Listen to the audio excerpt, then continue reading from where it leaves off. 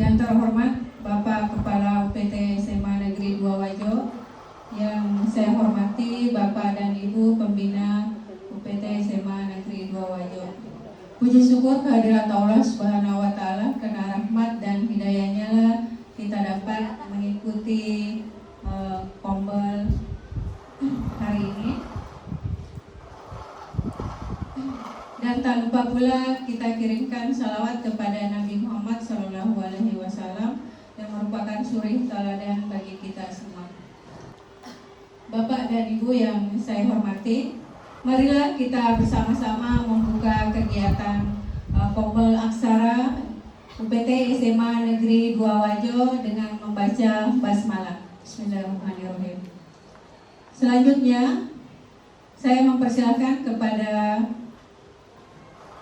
Kepala UPT SMA Negeri 2 Wajo untuk menyampaikan arahannya.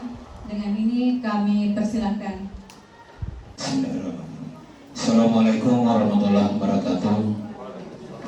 Yang saya hormati Bapak dan Ibu tenaga pendidik dan kependidikan UPT SMA Negeri 2 Wajo, alhamdulillah pada siang hari ini kita masih diberi nikmat kesehatan oleh Allah Subhanahu wa Ta'ala dalam rangka hadir mengikuti komunitas belajar aksara untuk bagian kedua. Kemudian salam dan taslim juga senantiasa kita kirimkan kepada junjungan kita Nabi besar Muhammad SAW. Bapak dan Ibu yang saya hormati, untuk kegiatan kita pada siang hari ini tentunya sangat penting karena komunitas belajar akan menyajikan satu materi tentang model pembelajaran, dan model pembelajaran yang disajikan adalah PBL. Ini dari sekian banyak model pembelajaran Bapak dan Ibu, ini mungkin PBL yang terbaik karena materi-materi yang ada pada setiap mata pelajaran itu, baik materi sederhana maupun kompleks, semuanya bisa kita pakai, bisa kita gunakan dengan model pembelajaran seperti ini. Oleh karena itu saya cuma menyampaikan kepada kita semua bahwa untuk materi hari ini adalah bentuk tambahan pengetahuan kita ketika kita nanti memberikan pembelajaran di kelas. Dan tentunya saya sangat berharap Bapak dan Ibu, komunitas belajar ini adalah berbagi praktik baik untuk kita semua. Tidak berarti bahwa narasumber yang menyajikan materi hari ini adalah memiliki segala-galanya, tetapi saya menyampaikan bahwa beliau punya pengetahuan tentang komunitas belajar ini, khususnya model pembelajaran, sehingga kita berbagi praktik baik. Dan mungkin juga nanti di dalam diskusi-diskusi kita bisa mengupas tuntas bagaimana sebenarnya PBL itu ketika kita praktekkan di dalam pembelajaran kita. Bagaimana kalau pembelajaran kolaborasi, bagaimana kalau pembelajaran itu konstruktif dan seterusnya, bagaimana bentuk model pembelajaran PBL ini. Bapak dan Ibu yang saya hormati, tentunya di dalam komunitas belajar ini siapapun boleh menjadi narasumber. Juga kita sebagai peserta boleh nanti menjadi narasumber dan berbagi praktik baik, karena saya yakin dan percaya Bapak dan Ibu pasti ada sesuatu yang Bapak Ibu kuasai di dalam materi-materi pembelajaran. Dan itulah diharapkan kedepannya Bapak dan Ibu kita senantiasa, kalau boleh setiap minggu atau setiap 2 kali 1 minggu kita aktifkan komunitas belajar ini. Karena ketika itu terjadi Bapak dan Ibu, maka tentunya banyak pengikut dari komunitas belajar kita untuk bisa melihat bahwa seperti inilah di UPT SMA Negeri 2 Wajo. Bapak dan Ibu yang saya hormati, ini yang saya sampaikan, dan mari kita mencoba untuk melanjutkan belajar ini, bagaimana model pembelajaran PBL. Mungkin juga nanti bisa ditambah bagaimana perbedaan antara PBL dengan Project Basic Learning, sehingga akan bertambah nanti nuansa pembelajaran kita ketika kita terjun di kelas nanti, terutama materi-materi yang esensial, materi-materi yang kompleks. Mampukah nanti kita menggunakan model ini sehingga anak-anak bisa mudah untuk menangkap materi yang kita bawakan. Saya kira itulah harapan saya kepada Ibu. Terima kasih. Assalamualaikum warahmatullahi wabarakatuh. Terima kasih kepada Kepala PT SMA Negeri Doajo atas arahan yang diberikan. Baik, selanjutnya saya persilakan kepada narasumber untuk memaparkan materi, yaitu model-model pembelajaran. Kepada pemateri, kami persilakan. Ya, baik Bapak Ibu yang saya hormati. Sebelumnya saya ucapkan terima kasih kepada Burunda Upage atas kesempatan yang diberikan kepada saya. Untuk hari ini kita sharing, kita berbagi. Jadi saya sebagai narasumber di sini bukan untuk menggurui, hanya untuk berbagi kepada Bapak Ibu semua. Jadi betul sekali tadi apa yang disampaikan oleh Burunda, bahwa saya di sini, berdirinya saya di sini di depan, itu bukan berarti bahwa saya memiliki pengetahuan segala-galanya terkait dengan model pembelajaran ini. Cuma ada sedikit pemahaman saya terkait dengan salah satu model pembelajaran. Jadi tabefu, mohon maaf juga. Jadi untuk materi yang saya bawakan untuk hari ini terkait dengan model pembelajaran berbasis project. Ya, jadi nanti yang membawakan untuk yang model berbasis masalah itu Ibu Andi Tanda. Ya, jadi saya tidak berlama-lama, langsung saja Bapak Ibu yang saya hormati.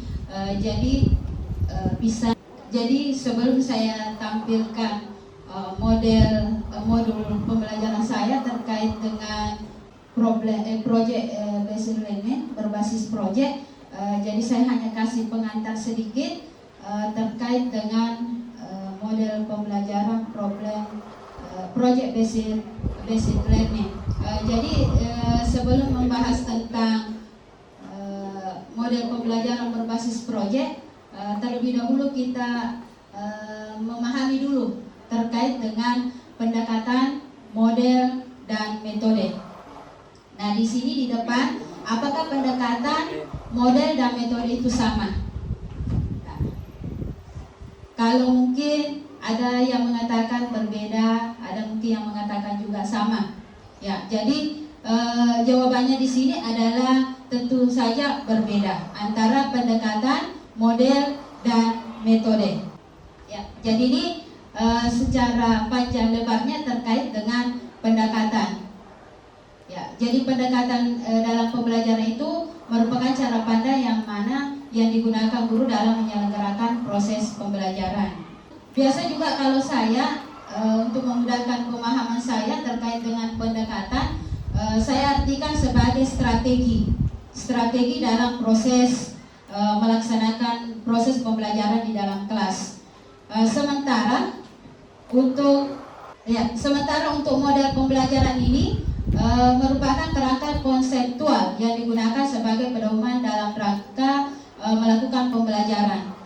Atau biasa juga saya katakan kalau model pembelajaran ini saya artikan sebagai bentuk kegiatan yang kita lakukan di dalam kelas, mulai dari awal kegiatan proses pembelajaran sampai akhir proses pembelajaran. Itu kalau pemahaman saya terkait dengan model.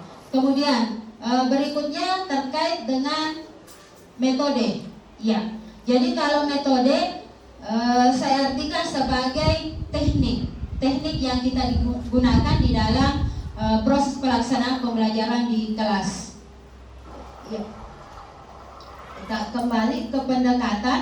Ya, jadi di sini ada beberapa macam pendekatan. Jadi hanya saya tuliskan beberapa di sini, sebenarnya masih banyak.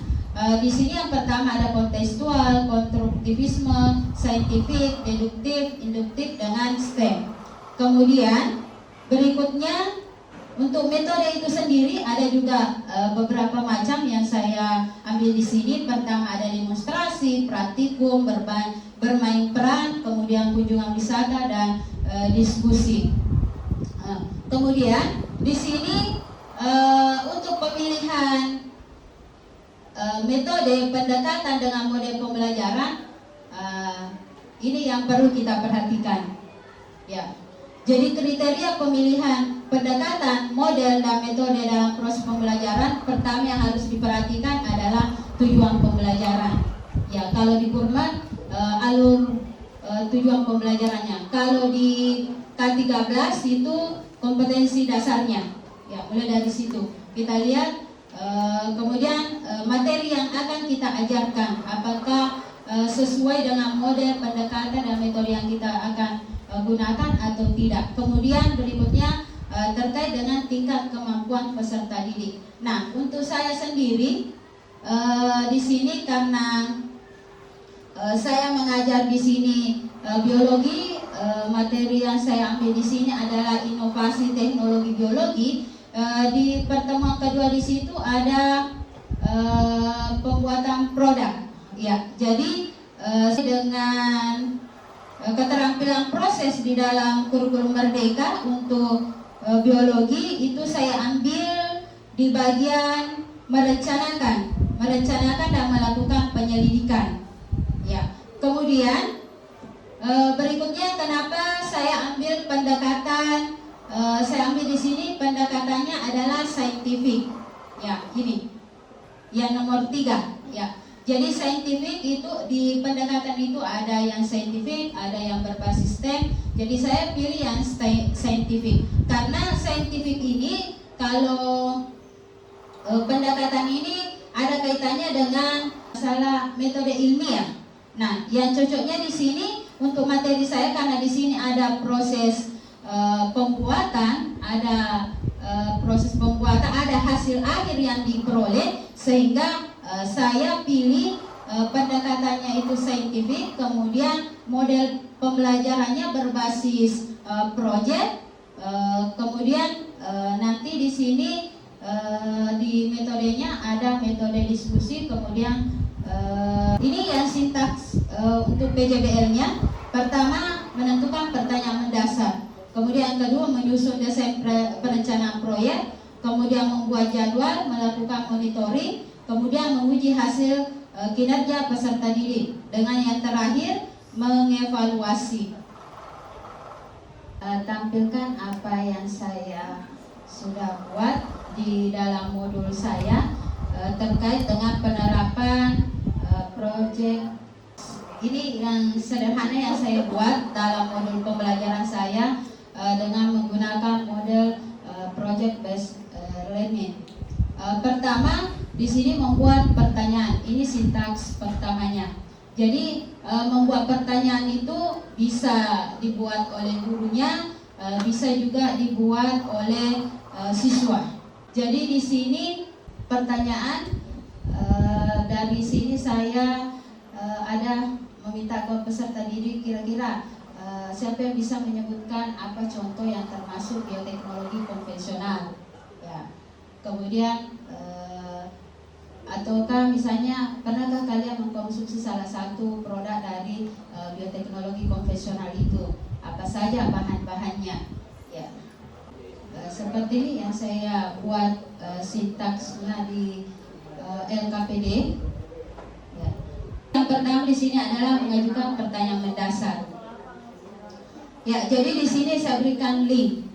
Ya, link ini terkait dengan penjelasan. Di sini di dalamnya ada suatu proses yang di dalamnya di sini menjelaskan bagaimana bioteknologi konvensional itu. Nah, makanya di sini saya berikan link. Kemudian di sini saya minta ke peserta didik, silakan dinonton dulu videonya. Jadi ini video terkait dengan salah satu contoh bioteknologi konvensional ya, atau bioteknologi tradisional. Setelah itu saya minta ke peserta didik silakan membuat 3 pertanyaan terkait dengan apa yang sudah dinonton. Kemudian selanjutnya nanti dari pertanyaannya ini dia menjawab sendiri apa yang ditanyakan, apa yang sudah ditanyakan. Kemudian berikutnya, sintas yang kedua adalah mendesain perencanaan proyek. Ya, jadi di sini saya sampaikan kalau dia sudah menonton salah satu video hasil dari bioteknologi tradisional atau konvensional, selanjutnya saya berikan tugas pembuatan proyeknya. Jadi di sini salah satu video yang dia tonton tadi itu adalah salah satu contoh penerapan bioteknologi konvensional. Nah, sekarang saya berikan tugas, silakan buat produk yang di sini termasuk bioteknologi konvensional, kemudian memiliki produk nanti yang dihasilkan ini memiliki nilai jual, kemudian ada kandungan gizinya.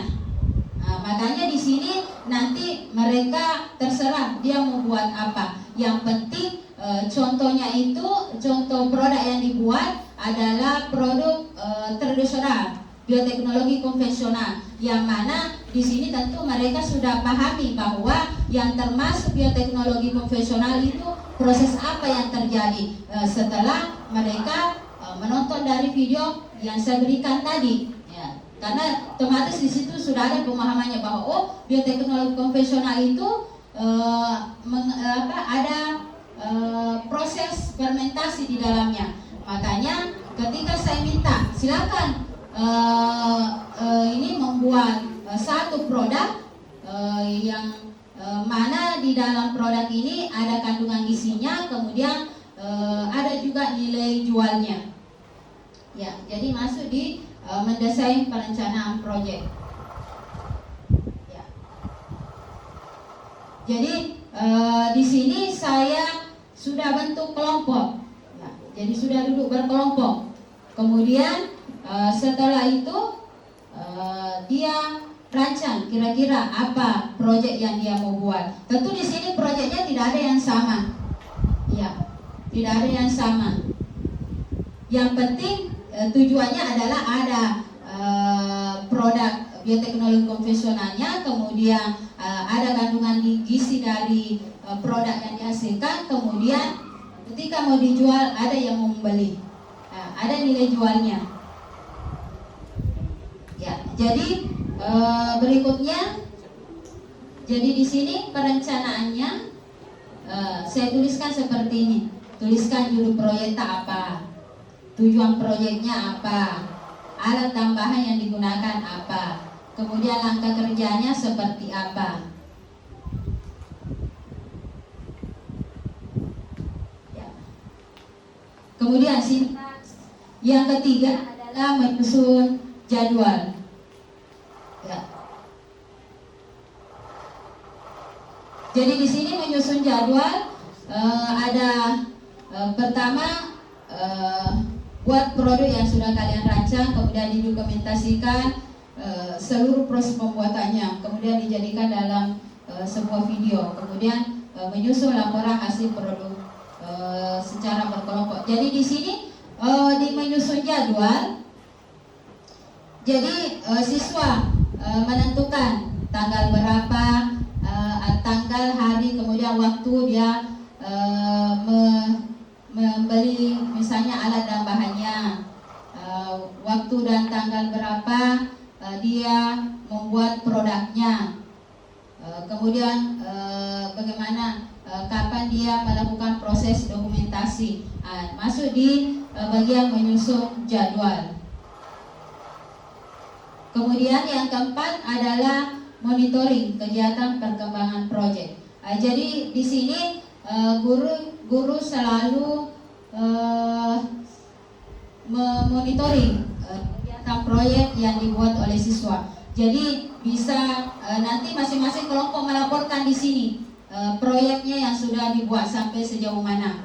Jadi bisa dilaporkan pada saat proses pembelajaran ataukah bisa di luar dari proses pembelajaran, bisa di jam istirahat kah dia datang menghadap sampai segini saya tahapan proses pembuatan produk saya. Jadi kalau ada misalnya kendala yang dihadapi itu bisa ditanyakan ke gurunya langsung karena di bagian monitoring disinilah guru memiliki peranan untuk mengetahui hambatan-hambatan yang dialami oleh peserta didik ketika dalam proses pembuatan produknya. Kemudian yang kelima, sintaks yang kelima adalah memuji hasil, kemudian penilaian hasil. Di sini memuji hasilnya adalah masing-masing kelompok di sini itu mempresentasikan hasil produk yang telah dibuat. Kemudian berikutnya nanti dipersilakan ke kelompok yang lain untuk memberi masukan atau tanggapan terkait dengan kelompok yang melakukan presentasi.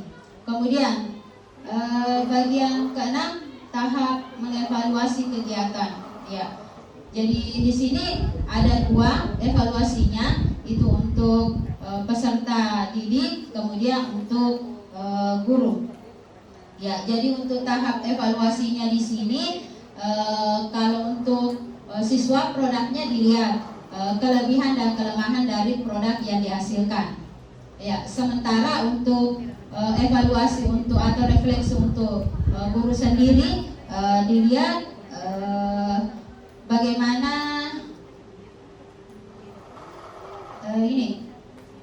maksud saya kalau kelemahan dan kekurangannya misalnya dilihat bagaimana kemasan dari produk yang dibuat. Kemudian kalau misalnya dia membuat tape, karena kan di sini produknya bervariasi.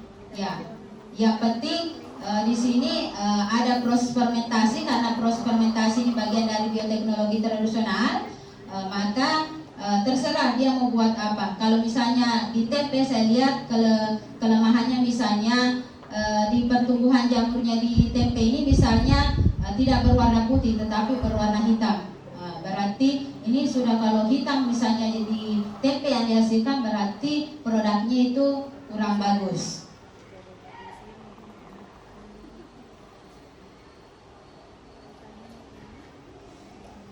Ini instrumen penilaian saya. Jadi di kurikulum Merdeka kan tetap juga diminta bagaimana penilaian kognitifnya, psikomotoriknya dengan afektifnya. Jadi ini khusus untuk penilaian saya untuk yang kognitifnya, instrumennya. Kemudian untuk yang psikomotoriknya, keterampilannya. Jadi di sini saya nilai ketika dia presentasi. Yang saya nilai terkait dengan materinya, cara kerjanya, melakukan demonstrasi, kesimpulan, kemudian di bagian kemampuan presentasi, ya, kemudian untuk penilaian produknya, ini yang saya nilai keasliannya, kerapihannya, konseptualnya dengan kebermaknaannya. Ini yang rubriknya. Kalau keasliannya itu bagaimana? Apakah dibuat sendiri, sesuai kelompok sendiri, atau produknya dibuat sendiri dan dibantu oleh kelompok lain?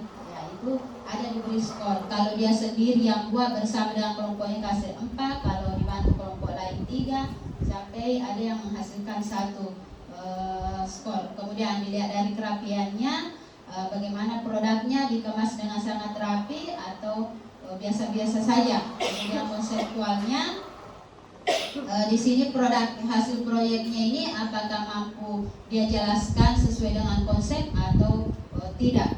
Kemudian kebermaknaannya bagaimana, apakah dia terampil ataukah tidak terampil. Ya, karena model pembelajaran berbasis proyek ini kan di samping hasil akhirnya menghasilkan hasil akhir ada dalam bentuk produk, di sini juga kita bimbing siswa itu sehingga dia memiliki keterampilan dan kreativitas. Ya, Jadi ini sebenarnya salah satu contoh model pembelajaran yang cocok digunakan ketika kita mau melatih keterampilan dan kreativitas dari peserta didik. Kemudian ini juga termasuk contoh model pembelajaran yang berpusat pada siswa. Ya, jadi ini kalau untuk yang efektifnya, ya, bernalar kritis, mandiri, bergotong royong dengan kreatif. Cukup dari saya kembalikan ke moderator. Baik Bapak dan Ibu yang saya hormati, itulah tadi pemaparan dari pemateri. Selanjutnya sesi tanya jawab. Jika ada yang ingin ditanyakan, kami persilahkan. Ya, kami persilahkan kepada Mbak Saina. Terima kasih atas kesempatan yang diberikan. Assalamualaikum warahmatullahi wabarakatuh. Yang saya hormati Bapak Kepala BPJS Ibu Ado, yang saya hormati Bapak Ibu rekan pembina. Jadi langsung saja barangkali. Jadi kalau jadi materi ini sebetulnya sangat menarik ya, terkait dengan PBL. Jadi di sini, PBL. Hanya saja tadi itu langsung masuk di materi sehingga barangkali bukan hanya saya tidak jadi bingung barangkali ini langsung di materi. Jadi kebetulan materi yang disampaikan itu materi mata pelajaran biologi. Jadi yang lain itu bukan hanya saya barangkali jadi tidak bingung. Jadi saya secara pribadi kalau tidak mewakili teman-teman, saya sendiri bingung ini bagaimana ini dan seterusnya. Nah, kalau saya maunya seperti ini, yang cocok dengan pembelajaran seperti ini kira-kira materinya apa, mana-mana yang cocok dengan materi yang di atas, kira-kira materi apa yang cocok. Karena itu tadi gambaran khusus tentang materi biologi. Saya sendiri bingung mana yang saya masukkan di sini supaya connect dengan pembelajaran seperti yang di atas. Jadi itu barangkali kalau bisa dibuatkan kriteria yang bisa digunakan dalam materi PJBL itu seperti ini. Supaya kita bisa tahu, oh ini cocok saya, materi saya ini cocok dimasukkan dengan ini. Karena tidak semua materi bisa dikaitkan dengan PJBL tadi ya. Kira-kira materi seperti ini kalau bisa, materi seperti ini, oh cocok masuk di sini ya. Barangkali itu hanya sekedar masukan, jadi bukan kepada ibu pemateri, masukan bagi diri saya sendiri ya. Terima kasih atas kesempatan yang diberikan. Baik. Ya, jadi itu untuk dari Pak Senal, materi apa yang cocok untuk PJBL. Mau dijawab atau sekalian pertanyaan? Tapi Bu, langsung saja. Terkait dengan bagaimana kriteria pemilihan pendekatan model metode dalam pembelajaran. Ya, jadi terima kasih banyak Pak Senal atas masukannya dan pertanyaannya. Ya, jadi betul sekali, mohon maaf karena langsung saja tadi ini saya masuk di modul, langsung masuk di LKPD, kemudian langsung ini action untuk penerapannya model berbasis proyek ini. Ya, jadi yang saya pahami bahwa kalau kita mau memilih apakah yang cocok di materi kita ini PJBL, PBL atau Discovery, pertama-tama harus diketahui dulu PJBL itu apa, kemudian Discovery itu apa, kemudian PBL itu apa ya. Jadi Discovery ini kan penemuan ya, kemudian kalau PJBL adalah menekankan pada proses penemuan mencari solusi untuk menemukan memecahkan masalah. Sementara kalau PJBL ini ada hasil akhir, ada produk, ya itu yang membedakan. Jadi ada hasil akhir yang kita peroleh dari PJBL ini. Ya, kalau PBL tidak ada, hanya dikasih persoalan, kemudian dia mencari solusi dari permasalahan itu. Nah, kalau ditanyakan tadi bagaimana caranya menentukan saya punya materi ini cocoknya apa?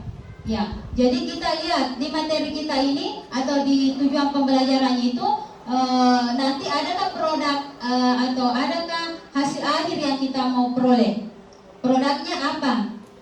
Dari sini kalau kita merencanakan ada produk akhir dari proses pembelajaran kita yang kita lakukan, maka kita coba pakai yang proyek berbasis proyek ini. Makanya sebelum menentukan pendekatannya apa, modelnya apa, metodenya apa yang cocok, ya kita lihat dulu tujuan pembelajarannya, materi apa, supaya bisa kita menentukan apakah model pembelajaran apa yang cocok untuk digunakan. Ya, saya kira seperti itu Pak Sena. Intinya ada hasil akhirnya ada produk, seperti itu kalau PJBL.